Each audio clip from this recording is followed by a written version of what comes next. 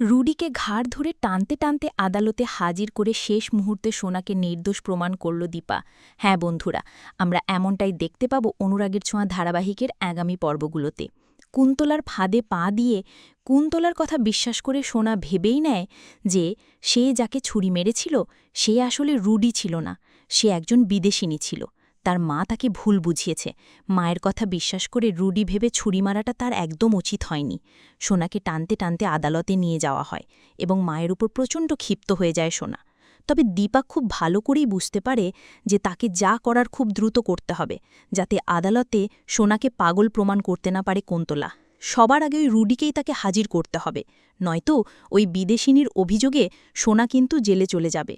দীপা রূপাকে ফোন করে এবং জানায় যে রূপা, যত দ্রুত সম্ভব তুই কুন্তলার বাড়িতে চলে যা এবং ওর বাড়ির বাইরে পাহারা দে। কেউ যেন বুঝতে না পারে যে তুই ওই বাড়ির বাইরে পাহারা দিচ্ছিস।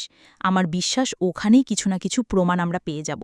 তবে আমি গেলে আদালতে খুব সহজেই কুন্তলা সোনাকে পাগল সাজিয়ে ফেলবে। তাই তুই যা, তুই আগে দেখ যে ওই বাড়ির চারপাশে তুই কোনো প্রমাণ পাস কিনা। দীপার কথা মতোই রূপা ওই কুন্তলার বাড়ির চারপাশে দিয়ে পাহারা দিতে থাকে।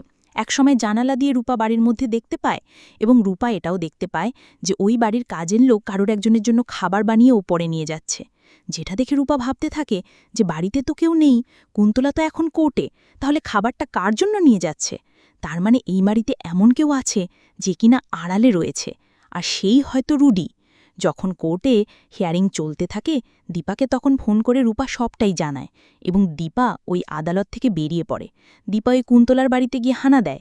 আদালতে কুন্তলা যখন দীপাকে দেখতে পায় না, ভাবতে থাকে দীপা আবার কোথায় গেল, ওকে দিয়ে একদমই বিশ্বাস নেই। তবে রুডিকে ফোন করে লুকিয়ে থাকার কথা বলার আগেই দীপা কুন্তলার বাড়িতে ঢুকে পড়ে এবং ওই রুডিকে হাতে নাতে ধরে। দীপা রুডিকে ধরে টানতে টানতে কোর্টে নিয়ে যায়। যখন আদালতে সোনাকে পাগল সাজানোর চেষ্টা করতে থাকে কুন্তলা, তখন জীবিত রুডিকে হাজির করে দীপা খেলা ঘুরিয়ে যায় এবং শেষ চালে দীপা বাজিমাত করে। তো বন্ধুরা, তোমরা এটাই চাও তো, এভাবেই যেন রুডিকে ঘাড় ধরে টানতে টানতে আদালতে হাজির করে দীপা? কমেন্ট করে জানাতে ভুলো না।